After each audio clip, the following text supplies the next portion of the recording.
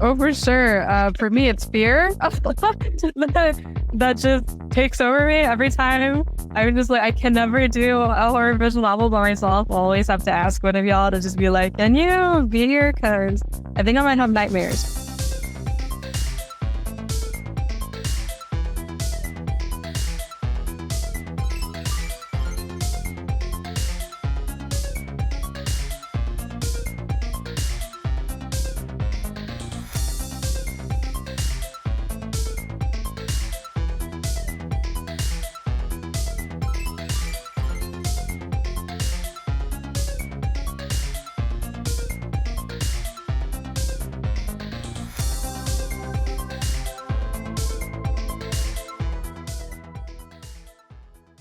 Hi, my name is Irene Arellano, and I am the host and creator of Plot Points and Pixels. Consider me your guide into the world of visual novels as we embark on a quest to discover hidden gems that fly under the radar. However, before we begin this journey, I'd like to treat this inaugural episode as a tutorial of sorts. Lay out the plans for this podcast before diving right in. Each week, we'll review a different visual novel from an independent studio. We'll share our thoughts and discuss what we loved about the game and more. My intentions with this podcast specifically is to focus on visual novels starring diverse narratives, from the portrayal of different cultures to queer representation. Perhaps you're wondering why focus specifically on visual novels. Or maybe you still don't know what a visual novel is, and I'll get to that in a moment. Like many when COVID began, I found myself with a lot more free time than I knew what to do with. But even as I slowly began to grow stir-crazy from being cooped up at home, I was lucky enough to have my friends to keep me sane. We would talk to each other on Discord almost daily, often passing the time by playing online multiplayer games, but eventually the usual routine fell short.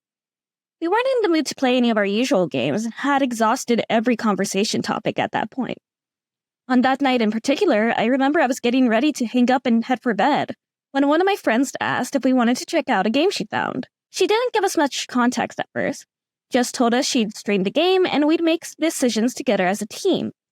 But we soon discovered the game she had in mind was a horror adventure visual novel, Your Turn to Die, a novel in which multiple people suddenly find themselves trapped in a death game, in which participants must vote for who gets eliminated. At this point, if you made it this far into the first episode and still aren't sure what a visual novel is, they're an interactive text-based video game. They're very similar to a choose-your-own-adventure book, where choices and actions influence the ending you get. Some visual novels are more elaborate, featuring multiple endings, while others are more linear, while still maintaining the player's sense of autonomy and interactivity. And like most visual novels, Your Turn to Die was single-player. That didn't stop us from seeking out creative ways to play together. We all took turns voicing characters and voting on protagonist actions. Turns out, Your Turn to Die was the spark needed to revitalize our hangouts, as a group chat quickly devolved into discussions and theories about the game, and planning out when we could play the next chapter together. It helped to break the tedium we had settled into, and even after we had finished what was published from the game at the time, we still wanted to keep the fun going. We started looking for more visual novels to play together. I know for myself in particular, whenever I gave a game recommendation my friends enjoyed, it was like receiving an award. But soon enough, I found myself playing visual novels in my own downtime. I fell in love with series like Ace Attorney and Arcade Spirits, and joined online communities so I could gush about them. During quarantine, visual novels didn't just represent a form of escapism for me, but they also provided me a new way to connect with my friends and make new ones too. That's the connection I hope to foster with you, my lovely listeners, as I share with you the games I love that I believe deserve a wider audience. As many of you all know, however, not one person's personal opinion reigns supreme. That's why each week I'll also have a guest to provide a second opinion. With that said, in this first episode, I'm going to break that intended formula so we can tackle one big question. What makes a great visual novel? As a consumer, my instinctive answer is production value. But would game developers have the same opinion? That's what I wanted to find out in the following interview. Our guest for today is Sarah Sotelo, a good friend of mine and a fellow visual novel lover doubling as an amateur game dev. Even at the start of her journey, I'm curious to see if her newfound experience has reshaped her perspective. So, my lovely listeners, sit back and relax as we delve into the first interview of Plot Points and Pixels. So before we kick things off for this first episode, let me introduce to you to our very special guest, Sarah Sotelo. She is a good friend of mine, and for every visual novel I've played, Sarah has at least played 3 more. And I think that experience is just invaluable, especially as we tackle the big question of this first episode: what makes a great visual novel? So before we get the ball rolling, Sarah, how are you doing today? I'm doing great. Thank you for asking. How are you? I'm doing good. Thank you so much again for taking time out of your busy schedule. So I guess just for a little bit of background, what was your introduction to visual novels? Oh, with years ago, I think it all started with mobile apps. And let me think, that was probably in elementary school or early middle school. So Really? yeah, quite a long journey. So I just love to read. So I just download these apps on my phone. Mostly they ended up being visual novels. I didn't know what they were termed at the time, but that's what they were. And they'd usually be with the anime-esque art style because that's the kind of media I consumed at the time. And typically the genres I would gravitate towards were similar to that of what I would read for books, which are usually fantasy and romance. I still read visual novels. I just download them from Steam or from itch.io, which were published by indie game developers. And so sometimes I even beta test for them now. So it's been quite a long journey. I have to ask you some more about that later. So visual novels as a medium has really evolved through the years, as well as the way the public perceives it. Keeping that in mind, what do you think is the biggest public misconception people may have against the genre? I mean, this is hard because I've been playing visual novels for so long, like I said, since elementary to middle school. So I don't remember what it was like to even start. But something I noticed is I don't think a lot of people know about visual novels in general. Usually they tend to be tied to the anime fandom because some animes are about visual novels or some visual novels are about manga. So unless you're in the same fandom, it's kind of hard to hear about them. Otherwise, I also think that a lot of visual novels that were turned into anime, they are of the romance genre. So that might set a misconception of where visual novels are just for romance. And that is so untrue. Like there are very many other genres of visual novels, like horror and sci-fi, as you may know. So I do know very well. We have a mutual friend who has a tendency to show us a lot of the horror genre, which has given me an appreciation for those type of games. I just think there is a lot of fun that can be had with the horror in particular. Oh, for sure. For me, it's fear that just takes over me every time. I'm just like, I can never do a horror visual novel by myself. I'll always have to ask one of y'all to just be like, can you be here? Because I think I might have nightmares. But our mutual friend is so funny in that aspect. But she allows me to widen my horizons because since I gravitate towards fantasy and romance and I stay away from horror, she helps me get back and be like, oh yeah, there's other genres too. So try those out. Speaking of friends, if I can bring up the past a little. Yeah, for sure. A few summers ago, you actually collaborated with a couple of friends to create your own visual novel. What inspired you to start that journey? So our mutual friends and I, we just loved reading visual novels so much that we wondered if we could just really create one of our own and see our imaginations and creativity just come to life. So with this fun and new experience coming our way, we just didn't expect the amount of time commitment we had to put towards this. What was the reason you were making the visual novel anyway?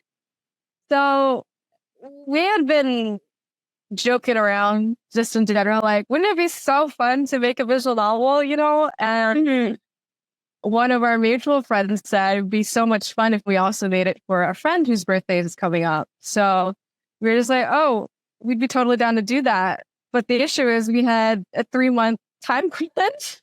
So and I think that was at the ending of the school semester, so maybe May to the summer. And so we had 3 months to make the game and we were all busy with our own life. So it's just, we had school, we had work. So I remember we would meet like once a week for 2 hours and there'd be times when we'd only be free at night. So it was like 10 p.m. to 12 a.m. because we would meet for 2 hours. And I don't think, honestly, that was very healthy and a good time to be creative because we would just be tired because we would have the next day be work or something, and this wasn't great. But majority of the time in those 3 months was spent planning the storyline, and it was just the outline. It wasn't really the actual word for word what's going in the visual novel. So I think we spent about 3 weeks to a month actually working on the script, the dialogue, and then the art as well. And once that was done, I was charged the last week that we had to program everything together, which meant putting all the CGs, the background, the music, timing all the dialogue and stuff like that. Were you the only one programming the game, or did you have anyone helping you? Yeah, so I was the only one programming the whole thing. So if there were 3 of us, we all had our job in a sense. Like we were together to plan the storyline.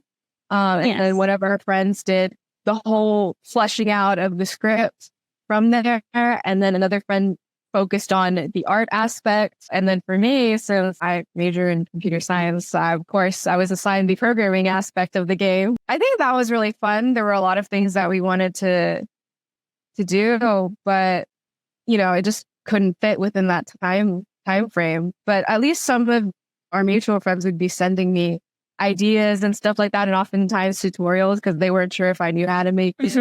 So they'd be like, hey, like this is something interesting. If you want to implement that, you can. And I'd be like, okay, I'll try. Yeah. So from the sound of it, even though you had obviously collaborated for the whole planning process, the outline, from the sounds of it, they were still trying to pitch in and help you out even when y'all had split off to do your own respective thing for the game. So did you ever offer any help with the script or give any feedback on the art? For sure. So the person who is in charge of writing the script is really good with words. So, but she would oftentimes ask us to make sure that it made sense, or if she is properly conveying what we had talked about. And we would often just look over it and be like, yeah, that's fine. Go ahead. We would just give the thumbs up and with all that. For the person who was creating the art, she would send us updates on how it was going. And it would be like, do you think it looks okay? Is this kind of what we imagined? And it'll be like, yeah, so maybe change this a little bit or do this. But otherwise, yeah, we would just give each other like small feedback. I know for me too, I would send them like small demos to give them an idea of what to expect. And they'd also be like, hey, can this person be shaking during this time? And I'd be like, okay, yeah, I can do that. Well, it's great to hear y'all kept that collaborative spirit throughout the whole game development. Was there any unexpected challenges that popped up while you were creating this game, especially because y'all were under a time crunch? So, unexpected challenges. Well, the time conflicts, for one, it was really hard to find a time for all of us to get together. But eventually we created a system where even though one of us wasn't able to make it, we left behind meeting notes of what we talked about and changed so that the person who missed the meeting can just go over these notes. Another challenge would be we needed more time than what we ultimately given ourselves, because I think the game amounted to 3 to 4 hours of content. It's still quite a lot. It is, but we spent 3 months on it. So you can do the ratio. It was like for every 1 hour of gameplay was a month of work. So, yeah. And another thing would be that we wouldn't review the storyline that we had written at the very end. Yes. It made it really hard when we went back to fix plot holes because we didn't really have time. So we wrote out this whole storyline over 100 pages long, and then you go back to review it and you're like, wait, that doesn't make sense. But if we change that, we'll have to change everything else in the story. And I was like, well, we don't have time for that. So yeah, we would just put Band-Aids on everything and be like, yeah, we'll just hopefully they don't. That's a tomorrow problem. Yeah, that's a problem. Yeah, next time problem, And so, speaking of next time, given that the whole experience was such a whirlwind, do you think you would ever want to dip your toes in creating a visual novel in the future again? Or do you think it was just one and done, I'll stick to playing? Actually, we are currently working on a better, more improved version of the first game because Really? we thought we could do much better and we wanted to spend more time and of our lives doing that. It would be so much fun. So I think we finished that first game we made in July 2.5 years ago. And so we continued it in that same year in August. And we're still currently going. So it's been quite, quite a long journey. So far, we have the outline of the story being 200 pages, and we're not even halfway done. So, Oh, wow. yeah, So, a long way to go. and I know the first time around when you initially created the game, it's remained unpublished. You can't find it anywhere because it was just intended as a birthday gift. But since you're giving it another go, do you think you're actually gonna distribute the new and improved version to actual platforms? That's our goal. That's our end goal. How far in the future we are going to do so, I have no clue. But that is our hopes, that we are able to, since we spent so much time and committed so much to this game, that we're hoping to be able to share it with others, so that way we can see people enjoy the game that we had made for so long. So that is what's planned. We have no end date though, so we'll see.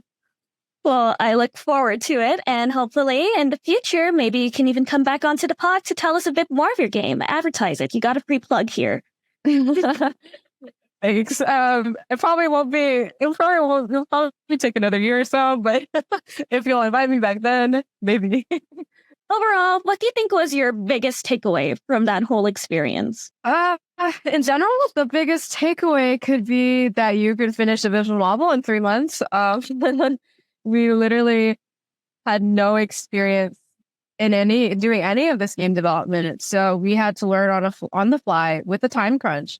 And so it was just really on all of our sides. Like, we didn't know what process we had to use to create a good script, or what kind of art we needed like to plan for, because we don't want to waste people's time in creating art when we didn't need it.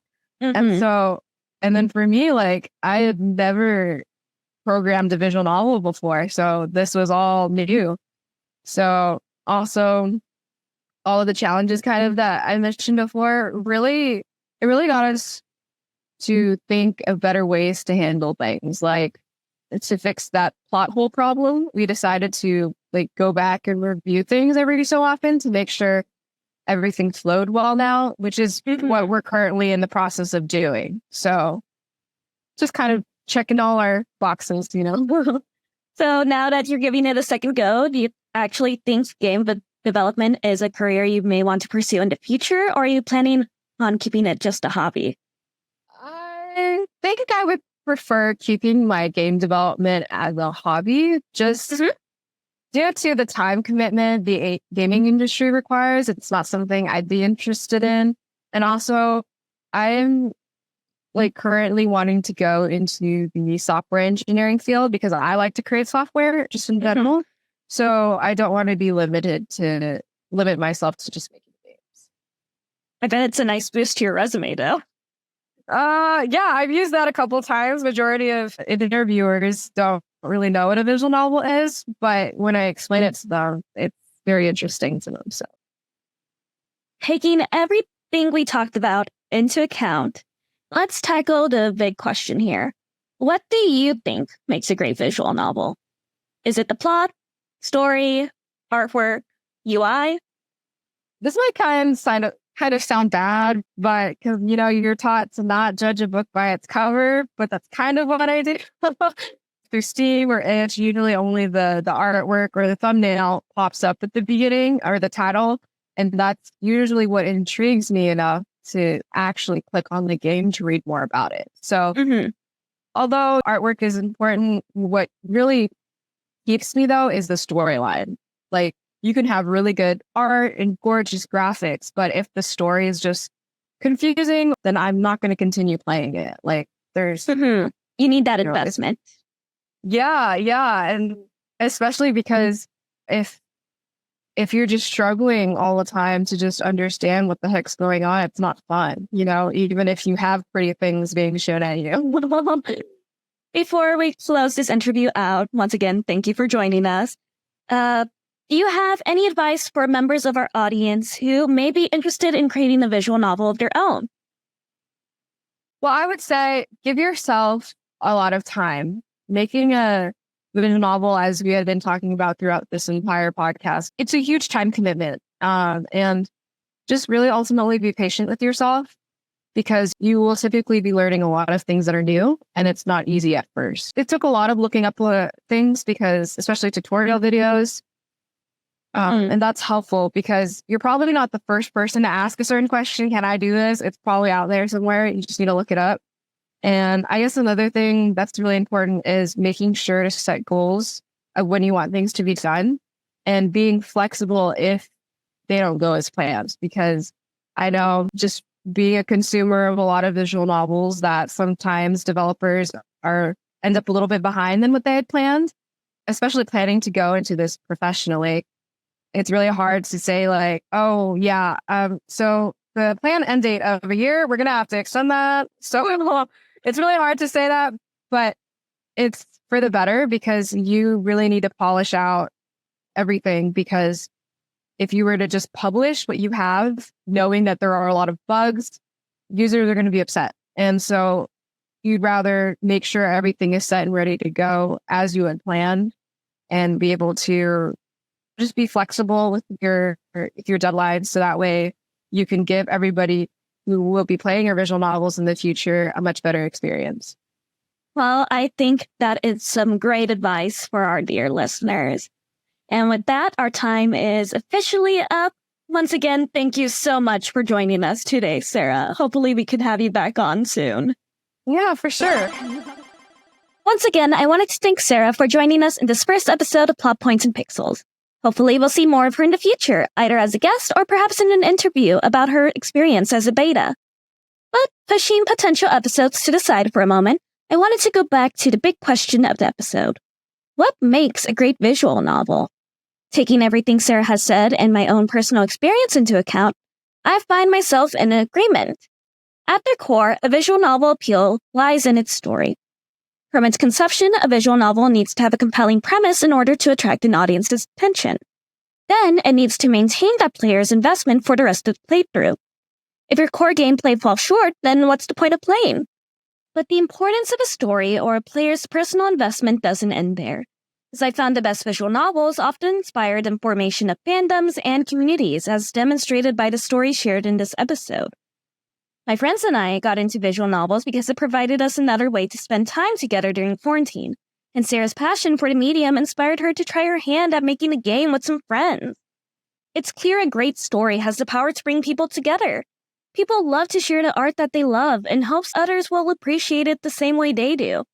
And just like television or books, visual novels are just another medium artists can use to express themselves, whether to teach a particular theme or share messages they hope to spread, or whether it's just to simply create for the sake of entertainment. That's why I hope this podcast will help inspire you to explore what the community has to offer. But as the market for visual novels grows more and more each day, with new games being uploaded to Steam and itch.io by the second, it's easy to grow overwhelmed and find yourself a little lost as you try to determine where to begin.